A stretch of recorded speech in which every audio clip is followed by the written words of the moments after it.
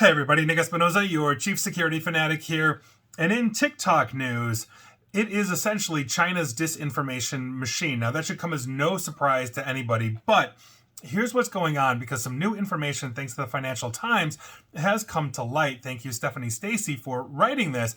And this actually is of deep concern, and it really underscores the problem we have, not just with TikTok being a disinformation machine, but also that it's owned by a foreign government that is adversarial to much of the United States, Europe, Canada, you name it. So with that, let's dive in, because here's what's going on. TikTok has been sending inaccurate and misleading news-style alerts to users' phones, and here are some recent examples. So recently, notifications falsely claim that, quote, Taylor Swift canceled all tours in what she called racist Florida, end quote, and also highlighted a 5-year ban for a U.S. baseball player. And here's what's going on. So that false claim about Swift canceling her tour in Florida, for the record, also circulated on X, mirrored an article published in May by a satirical newspaper known as the Dunning-Kruger Times. That is a great name for a satirical newspaper.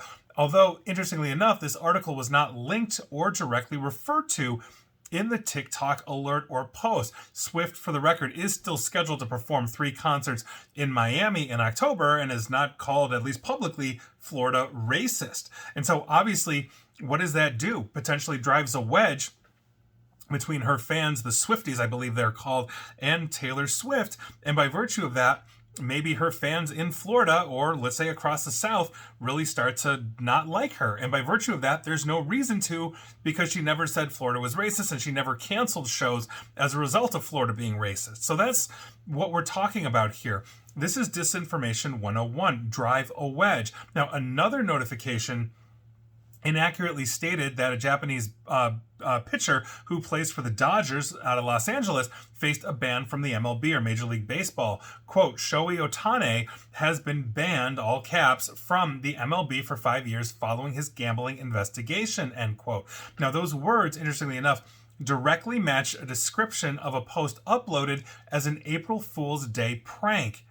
So, a lot of commenters on that original video, though, started receiving those alerts in mid-April, meaning couple weeks at least, after that April Fool's Day prank. So how are you going to know it's not April Fool's and now you're getting an April Fool's joke? And so obviously that's another issue. And so with that, users have also reported notifications that contain news updates that were generated weeks after the event. One user received an alert on January 3rd that wrote, breaking, a tsunami has been issued in Japan after a major earthquake. That notification appeared to refer to a natural disaster warning, essentially more than 3 weeks prior to that earthquake that struck Japan's Noto Peninsula on New Year's Day. So almost a month later, you're getting breaking news for an incoming tsunami. Obviously, that is horrible, because imagine if you were relying on those notifications to figure out when a tsunami is going to hit you. Japan's pretty good about alerting their people with this because they have experience with this, but what if you're in a country that isn't? And so that obviously is a huge thing. Now, some of these notifications, which sometimes contain summaries from user-generated posts, pop up on the screen in the style of a news alert, and therefore researchers are saying that the format adopted widely to boost engagement through personalized video recommendations may make users less critical of the veracity of the content and open them up to misinformation or disinformation. And this is the crux of why this is bad, according to Laura Edelson, a researcher at Northeastern University, and I quote, and I think she's 100% correct here, notifications have this additional stamp of authority. When you get a notification about something, it's often assumed to be something that has been curated by the platform and not just a random thing from your feed, end quote. Now, TikTok, which has more than 1 billion global users, has repeatedly promised to step up its efforts to counter disinformation and misinformation in response to pressure from governments. The United States is not one of those governments, although they are trying to divest TikTok on the American side. But the UK and the EU have really been pushing for this kind of cleaning up, if you will.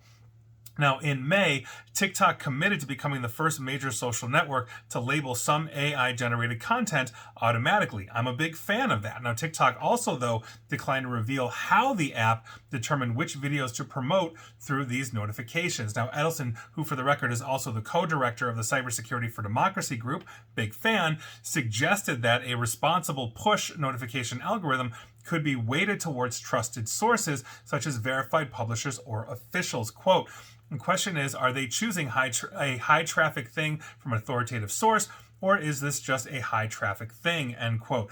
In other words, if somebody is going viral, they have a tendency to want to push it because the algorithms therefore, will make it, send it to a wider audience, and therefore they make money. But here's the thing about TikTok being owned by a foreign government that is adversarial to the United States, the EU, the UK, Australia, take your pick, South America, you name it. The fact is they can push whatever alerts that they want.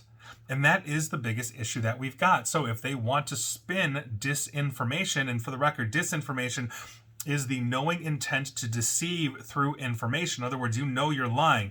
Misinformation is a person that sees the disinformation and says, oh my gosh, I need to tell everybody else, and under the guise of wanting to help others, spreads that disinformation as misinformation to the world. That's the difference there. So a government spreads disinformation, somebody that believes that information, it turns it into misinformation, or it could be an entity or somebody else. But this is what we're talking about.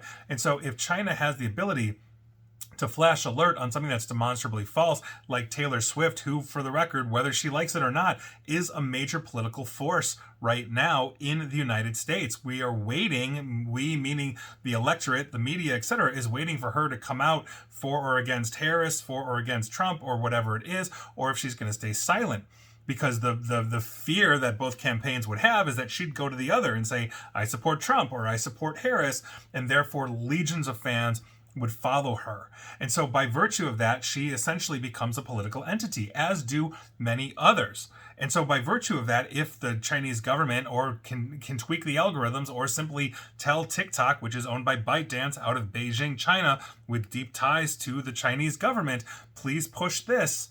Now we've got tens of millions of young adults that are possibly interested in this getting false information. Maybe Harris is murdering puppies, or, I don't know, Trump wants to nuke the planet, whatever it is, right? And so this is a huge thing. And I think it's important that as we understand that what TikTok is it's really, honestly, a surveillance app first, an information delivery app second for, unfortunately, the Chinese government and other entities similar to that, and a stupid dance video challenge platform, whatever the heck it is, third. So make sure you understand these issues.